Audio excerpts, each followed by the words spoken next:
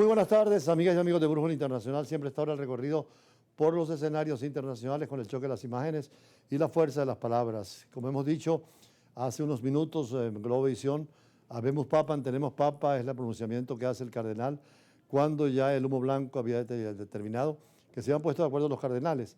Una situación muy particular es que fue corto la decisión para escoger al nuevo Papa, lo que significa que hay unidad de la Iglesia y no iba a ser el planteamiento confrontacional que se creía entre izquierdas y derechas en el Vaticano o entre conservadores y revolucionarios. Simplemente se escogió la figura más importante. ¿Por qué León XIV? Me imagino que el Papa Francisco, que siempre hablaba de León XIII, porque fue el Papa de los obreros, de los trabajadores, el que publicó la encíclica Rerum Novarum de las cosas nuevas, que sirvió de base a todos los movimientos social cristianos en el mundo y al pensamiento cristiano social hacia el mundo del trabajo, los trabajadores, los campesinos.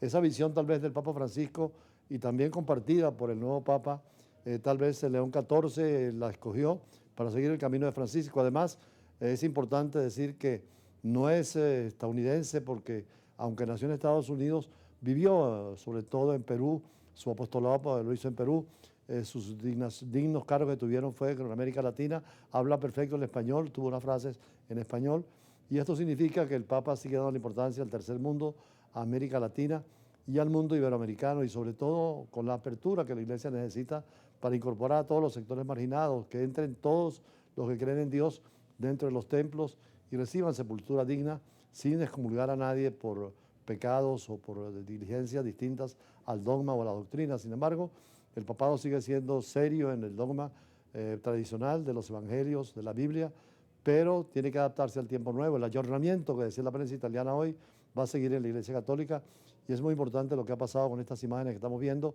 y las palabras del nuevo Papa, quien veremos en varias oportunidades. Es importante saber dónde va a ser el primer viaje.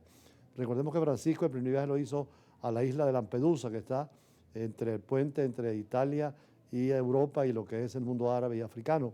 Allí rindió homenaje a los migrantes. Este Papa seguirá esa misma línea. Veremos la primera visita que haga. Lo cierto es que el mundo estaba pendiente de lo que pasaba. Inclusive en Rusia estaban celebrando la cumbre mundial, recordatorio del triunfo de 80 años de la revolución que llevó a cabo el mundo europeo contra Hitler y el triunfo de los soviéticos, americanos, franceses e ingleses, unidos todos frente a la dictadura. Se recordaba también y se veía a Roma quién sería el Papa, porque la Iglesia tiene su propia geopolítica y tiene su camino. Y en ese sentido es importante ver cuáles son las primeras acciones del Papa, sus primeros viajes, las primeras manifestaciones. Fue importante que dijera el Papa en su discurso que invocó a San Agustín. En la Iglesia Católica hay dos tendencias, la de Santo Tomás de Aquino, que es más conservador en teología y en filosofía, y la de San Agustín, que es un hombre, el libro se llamaba La ciudad de Dios, que era más dado a la existencia humana y a la religión como una materia humana directa y distinta de la sola creencia divina. O sea, teología y filosofía en San Agustín se dan la mano, mientras que en los sectores como los dominicanos y otros grupos son más conservadores. Y Agustín es un hombre de cambio en la Iglesia Católica, venía del África precisamente en su tiempo. Además, eso de Fratelli e Sorelle, la frase última que pronunció el Papa cuando se despidió, ya intuyendo que moría, y es el llamado a la fraternidad en el mundo cristiano, pero también en el diálogo ecuménico, en la negociación y aceptarnos todos. Estamos en el mismo barco, al margen de que Dios creamos, todos sabemos que tenemos el mismo fin. La vida es muy corta para estar peleando, discutiendo, enfrentándonos y trabajar en común por la obra de Dios, que es lo que quiere un mundo mucho mejor, y tener a los hombres buenos en función del bien. Por eso es importantísimo lo que ha pasado hoy. El humo blanco confundiendo un poco a la gente, había alguna sustancia química que alteró un poco el color. Sin embargo, ya se decía que había papa y lo cierto es que hay un misterio que hoy en día no pueden penetrar ni siquiera los más espías, seguidores de la noticia. Sabíamos todos solo lo que el Papa dijo cuando fue electo y no por otras informaciones, pero claro, son humanos y seguramente habrán historias posteriores a cómo se desarrolló el cónclave y cómo fueron las votaciones, porque hubo varias votaciones cuando vimos el humo negro. Lo cierto es que para Venezuela, que tiene dos cardenales, no podían votar porque tienen más de 80 años, pero está la causa de José Gregorio y luego viene la causa también de la monja venezolana, en donde tendremos este Papa proclamando a dos santos venezolanos. Veamos lo que tenemos, parte de la información.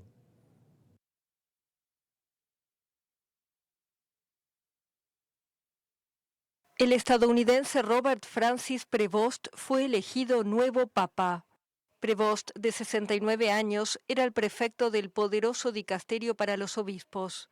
Nativo de Chicago, fue misionero en Perú y obispo emérito de Chiclayo, en el país andino. Hasta ahora presidía la Pontificia Comisión para América Latina. El nuevo papa eligió como nombre León XIV.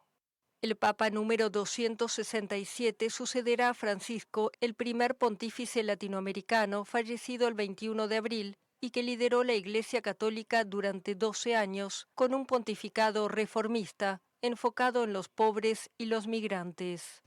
Bueno, hoy, por supuesto, que habíamos con la noticia del Papa, lo más importante en el mundo, todos los periódicos del planeta hemos visto en todos los idiomas la proclamación del nuevo Papa y naturalmente el respeto de musulmanes, de hindúes, de budistas en el Lejano Oriente, de protestantes en el mundo occidental, de judíos y también de musulmanes en el mundo occidental en respeto a lo que es la Iglesia Católica, que es una religión de 1.300 millones de seguidores, pero también un estado pequeñito, menos de 1 kilómetro cuadrado, menos de 1.000 habitantes, pero con una influencia geopolítica extraordinaria.